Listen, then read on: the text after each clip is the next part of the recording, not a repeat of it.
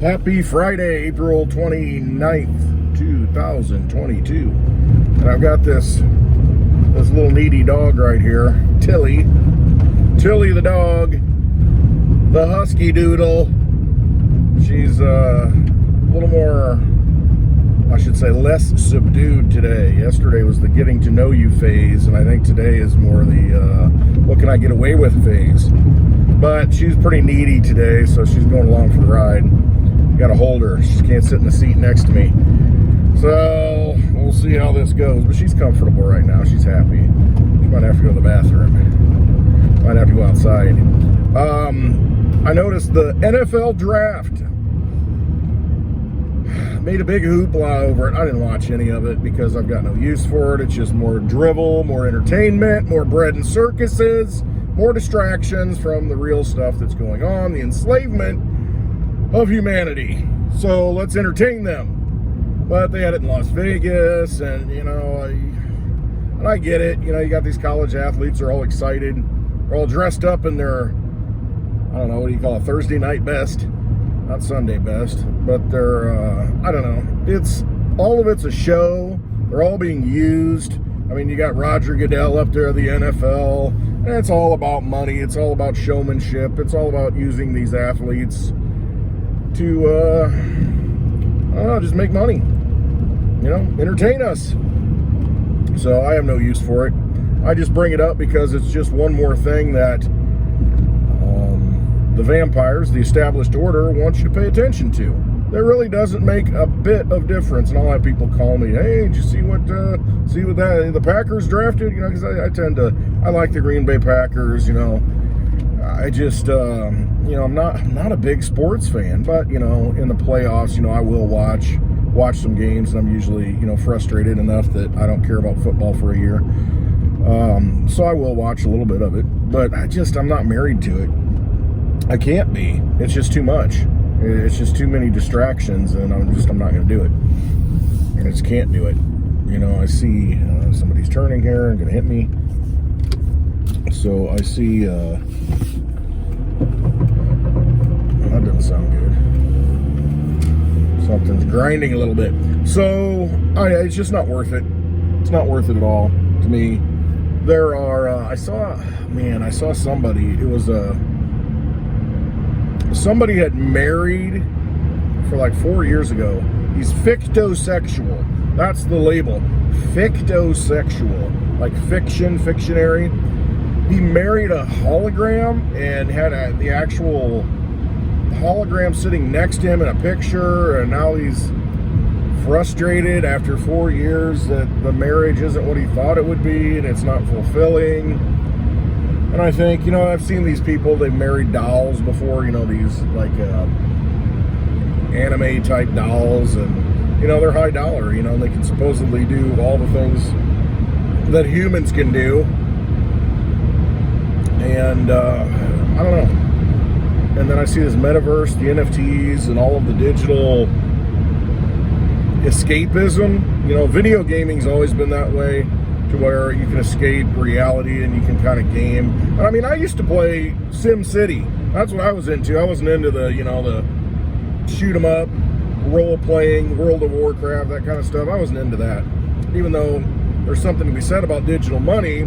In World of Warcraft, I had a friend of mine who needed geld, needed money in the game, this digital money inside the game. So he would have me buy that from like some place in Asia, where they're mining it. They got all these people, just getting geld, and they would actually have it.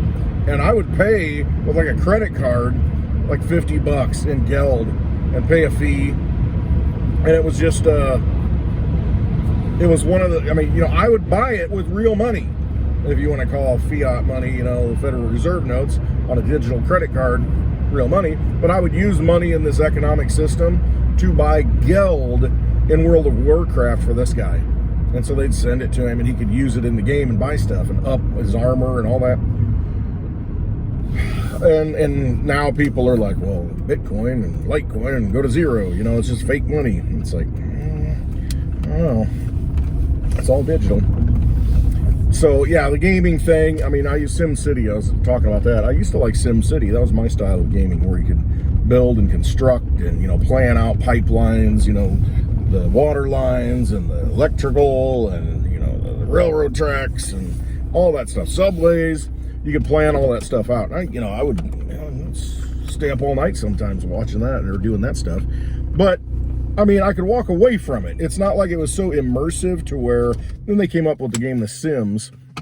And The Sims, it was more, you know, like people, and you could make people and get into the houses, you know, and see what they do in a daily life. Do they have a dog? Do they have a cat? What do they have? And look at her. Oh yeah. See, who needs virtual reality when you have stuff like this? This will keep you occupied and keep you up at night. So, I mean, the thing with those types of games, you know, I think SimCity, because that's what I was into. Like I said, it's a game where, you know, it's kind of fun, it's challenging, and I see that with Minecraft. You know, a lot of the kids, they play that and they mine the stuff out. They can build things, but they can't build certain things unless they mine these other, you know, types of materials and resources.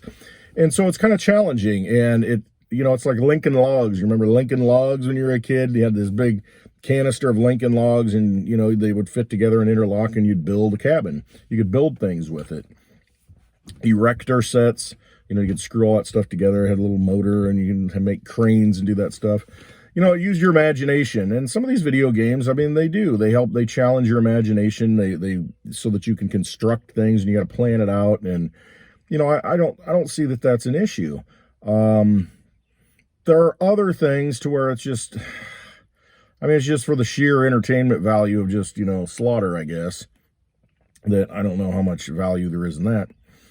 But I can see where, you know, this whole fictosexual stuff, mannequin loving, all of these things take us away from those things that are, you know, what it's like to be a human being. And human beings, it's a struggle.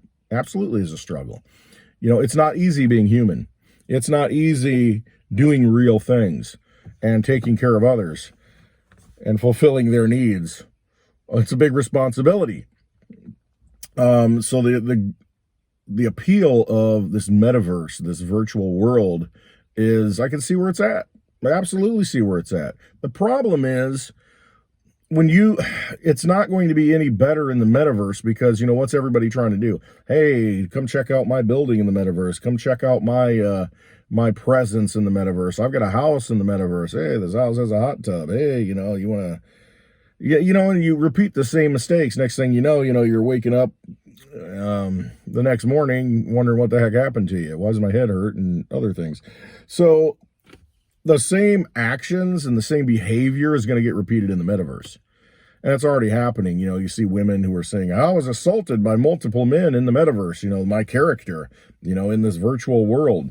And so you'll have seedy areas in the metaverse. You'll have, you know, 42nd Street, 1980 in New York in the metaverse. You'll have all the things that the lighter side and the darker side of humanity craves. And I think it'll be worse, because you can make it worse in there, because it's not real.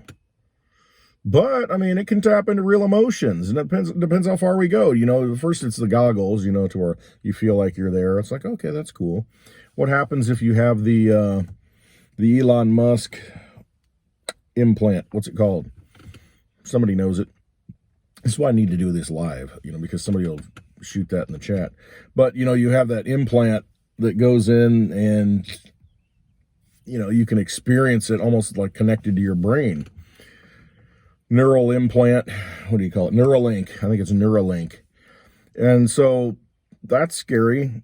I mean, how far could that go? You might have the greatest pleasure, but you might also have the greatest pain. So basically, you're just repeating, you're doing the same things that you do in real life. It's just that you don't have to, like, okay, I'm going to climb Mount Everest.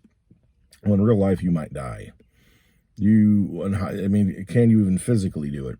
But maybe you do it in the metaverse and you feel like you're doing it. It's like a virtual ride. So you get the same endorphins, the same pain, you know, the same feelings, I guess, you know, the same vibes that you would get as if it were in real life. And so,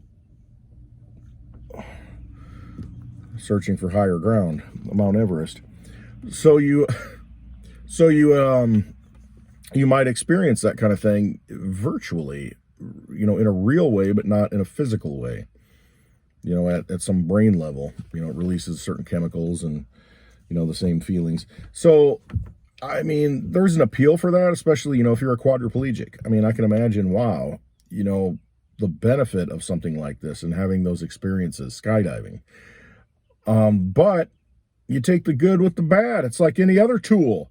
There are going to be people who think that this is the savior, and they're going to get sucked into this virtual world that just sucks their soul out. And I think that is that's the thing we have to be careful of, because again, the vampires that run things, that's exactly what they want. Hey, let's just step back from the physical side of things and, hey, come on in here. Everything's fine. You can have a dream world. You can make it whatever you want. And they'll just absorb your soul into it. And that's kind of a soul-sucking, monster that they want to create, because that's what they do. They do it at the physical level. They do it at the monetary level, the energetic level, and they're going to do it at the spiritual level. They're going to do whatever they can to take your energy. And once you understand that simple concept that there are vampires, and that's all they're here for, is to steal your energy, because they need that to feed on, then you understand the entire game plan of the world. Just that simple. They're vampires, and you have the energy. They are coming for you at every facet of the diamond, on every facet of the diamond. But that's just what you're dealing with. And once you realize that, you make decisions accordingly. You choose not to watch the NFL draft. You choose not to be a fictosexual. You choose different things. You choose mini vampires like this one that take your energy. But in return, you get something far greater. And so I guess that's the trade-off. You make your choices. And as long as you do it freely, and that's the main thing, you have your choices, and you just do it. And don't let these other people tell you what to do. Because like I always say, you got to trust yourself. Trust your instincts. Trust what's inside you to do the right thing, because only you know what the right thing is for you. And so you do it.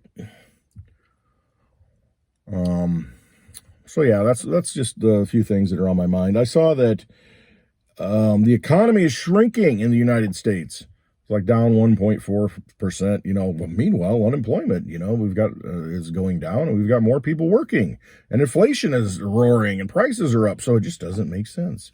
This stagflation doesn't make sense. Even though we're repeating, what happened in the 70s and early 80s, it just doesn't make sense. Don't get it. Wages aren't keeping up fast enough, and the price of everything's going up. See, it depends how you measure the economy. Are you measuring it by what? Cost of goods? Are you measuring it by, the output production? Because the production is going to be lower because we've got supply chain issues. I mean, so it just depends how you measure it. The fact is, everything's screwed up. And I guess that's the key. Why is this up and that's down? Doesn't make any sense. Yeah, that's what happens when you create a bunch of money, trillions of dollars, when they shouldn't have been created. Things get wonky. They start to go off the rails. It's like taking a train. Okay, this is not going to be a good example. You got a train engine that's 1,000 horsepower, and then you run it at 1,500 horsepower.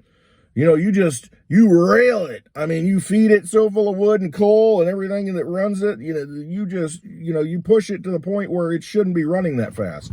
What do you think's going to happen? Well, I don't know why it's wobbling on the tracks. I have no idea why it's on two wheels.